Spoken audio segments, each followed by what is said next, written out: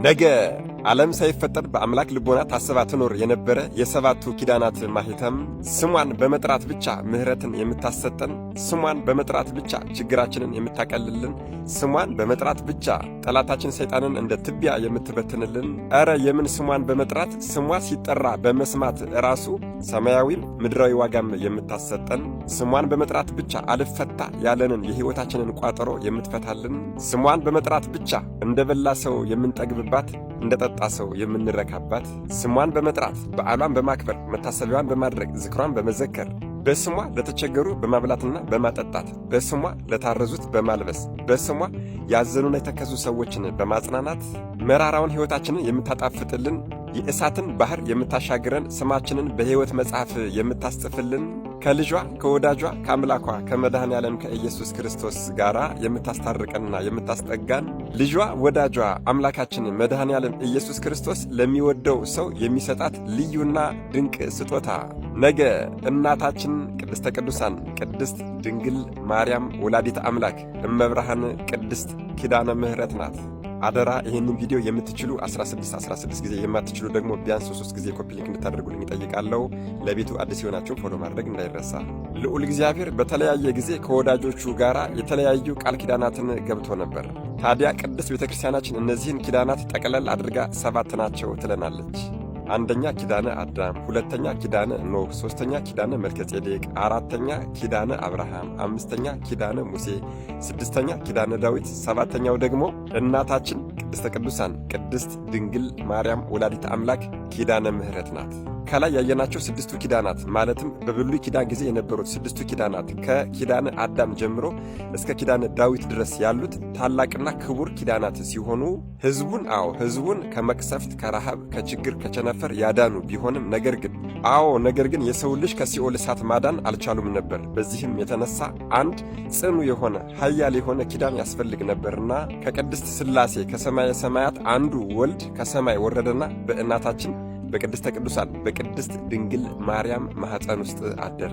በፍጹም ማኅተምና በሕቱም ድንግልናም ተወልዶ ተጠምቆ አድጎ ተሰቃይቶ ተንገላቶ ሞቶ መቃብርን ፈንቅሎ ተነስቶ ዓለምን አዳነ። የሰውን ልጅ ከሲኦል እሳት ወደ ብርሃን ከተማ አስገባልን።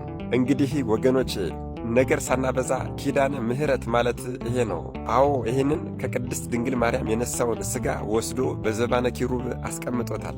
እውነቴን ነው የምነግራችሁ። ልብ እናደርግ፣ እናስተውል። የጌታችን የአምላካችን የኢየሱስ ክርስቶስ መጸነሱ፣ መወለዱ፣ መሰደዱ፣ መጠመቁ፣ ማስተማሩ እንዲሁም ደግሞ ሥጋው ደሙን መስጠቱ፣ መሞቱ፣ መነሳቱና እንዲሁም ደግሞ ወደ ላይ ማድረጉ በአንድ ላይ ኪዳነ ምሕረት ይባላል።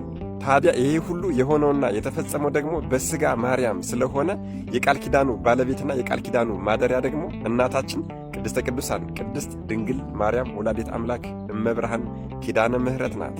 የእርሷ ኪዳን የሰባቱን አበው ቅዱሳን አባቶቻችንን ኪዳን ፍጹም በማድረጉ የሰባቱ ኪዳናት ማኅተም ኪዳነ ምሕረት ይባላል። አስተውሉ። የእናታችን የቅድስተ ቅዱሳን የቅድስት ኪዳነ ምሕረት ኪዳኗ ከገሃነመ እሳት ሊያወጣን አቅሙ አለው። ልጇ ወዳጇ መድኃኔ ዓለም ኢየሱስ ክርስቶስ ደግሞ ይህንን ታላቅ ኪዳን ያጸናላት በጎልጎታ መቃብሩ ላይ ሆና በምትጸልይ ጊዜ ነበረ።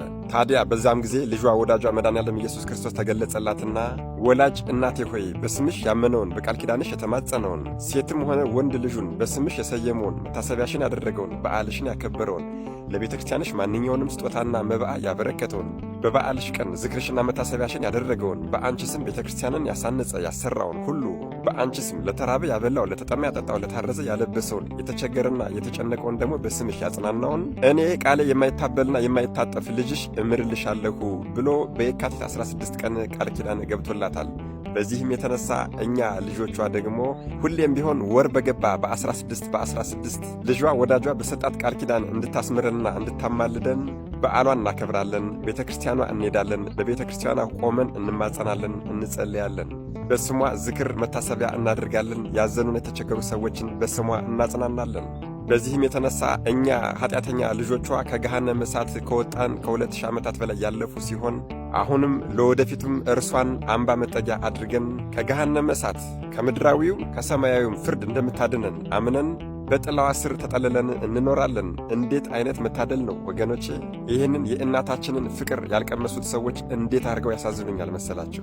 ታዲያ ይሄ ቪዲዮ መጽናኛ የሆናችሁ ይሄ ቪዲዮ ይጠቅመኛል ያላችሁ ሰዎች በሙሉ ልክ እንደናንተ ሁሉ ለብዙ ሰው ይጠቅማልና አደራ በተቻላችሁ መጠን በደንብ አድርጋችሁ ኮፒ ሊንክ እንድታደርጉልኝ እላለሁ። የምትችሉ 16 የማትችሉ ደግሞ ቢያንስ 3 ጊዜ ኮፒ ሊንክ አድርጉልኝ። መድኃኔዓለም ኢየሱስ ክርስቶስ ስለ እናቱ ስለ እናታችን ስለ ቅድስት ኪዳነ ምሕረት ብሎ ሀገራችንን ከጥፋት ሕዝቦቿን ከስደት ከረሃብ ከቸነፈር እንዲሁም ደግሞ እኛንም ወጦ ከመቅረትና ከመቅሰፍት ይሰውረን። አሜን። ይቆየን።